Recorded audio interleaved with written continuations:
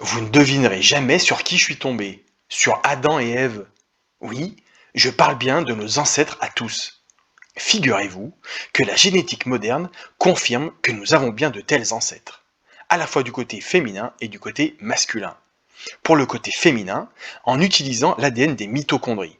Les mitochondries, ce sont ces petites usines qui fabriquent l'énergie dans toutes nos cellules. Et il se trouve qu'elles ont leur propre ADN. Et que cet ADN n'est transmis que de mère en fille.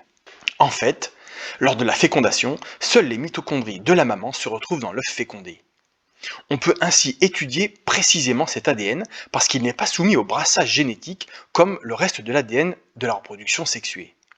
Du coup, en étudiant le taux de mutation, on est capable comme ça de remonter la filiation de fille en mère et de remonter jusqu'à cet ancêtre. Nos amis évolutionnistes utilisent des hypothèses pour évaluer le taux de mutation, notamment que l'homme et le chimpanzé auraient un ancêtre commun d'il y a des millions d'années.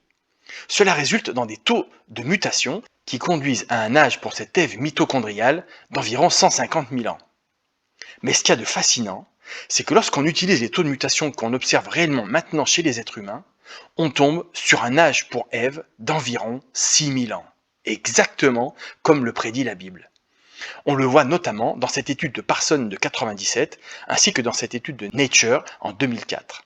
Pour le côté masculin, on utilise le chromosome Y. En fait, lui non plus, il n'est pas soumis au brassage génétique, puisqu'il se transmet uniquement de père en fils. Et là encore, cela nous permet de remonter à notre ancêtre à tous, Adam. Il y a donc beaucoup de controverses dans la littérature scientifique, mais ce que cela confirme, c'est que nous avons bien tous des ancêtres communs, Adam et Ève. Et il se trouve que plus ça va, plus les découvertes s'accumulent pour aller dans le sens du modèle créationniste.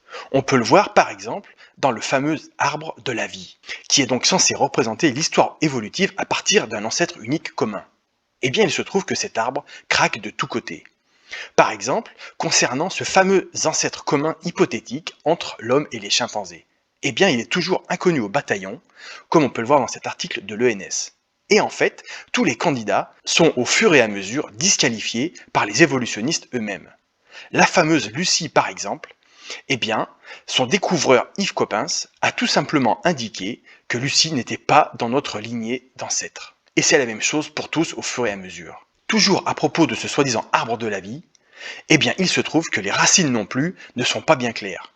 Comme on peut le lire dans le numéro 1186 de Science et Vie, eh bien en fait, il n'existerait pas d'unique ancêtre commun. Voilà ce qu'on y lit. Notre arbre phylogénétique aurait donc à sa base un réseau inextricable de racines et non un tronc unique. Même si l'ancêtre universel solitaire est un beau concept qui a permis à la science d'avancer, il n'a jamais existé en tant que tel. Incroyable. Et beaucoup d'autres découvertes ont eu lieu qui vont exactement dans le sens du modèle créationniste. On pourrait par exemple parler des catastrophes. Le modèle évolutionniste inclut maintenant une énorme catastrophe causée par une soi-disant météorite qui se serait écrasée sur la Terre en provoquant l'extinction des dinosaures et en générant également une vague d'1,5 km de haut. Alors je ne sais pas vous, mais une énorme quantité d'eau en mouvement associée à une extinction massive de formes de vie, ça ressemble quand même étrangement aux deux ingrédients principaux du déluge. À propos de catastrophe, on pourrait aussi citer une catastrophe qui n'est pas du tout une hypothèse, mais quelque chose qu'on a observé de nos propres yeux, l'éruption du volcan du mont Sainte-Hélène en 1980, où des kilomètres de canyons et de strates géologiques se sont formés en quelques heures.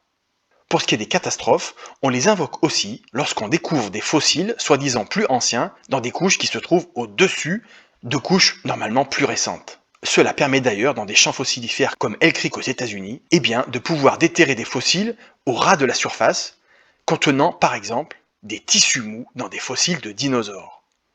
C'est tout à fait étonnant parce qu'il se trouve que ces tissus mous, qui sont censés se désagréger très rapidement, eh bien, contiennent du carbone 14, qui lui aussi est censé disparaître très rapidement. Eh bien, on en trouve, et cela permet de dater ces tissus mous de quelques milliers d'années seulement. Enfin, on pourrait évoquer ces cas d'évolution rapide en quelques décennies. Eh bien, il se trouve qu'au fur et à mesure, on découvre que ce sont des phénomènes épigénétiques, c'est-à-dire dans lesquels le matériel génétique était présent dans l'ADN dès le départ, mais que cette particularité, ou que cette évolution, que cette variation a été déclenchée par un événement extérieur. Bref, les découvertes s'accumulent en faveur du modèle créationniste. Autrement dit, Il n'a jamais été aussi facile d'être à la fois scientifique et créationniste.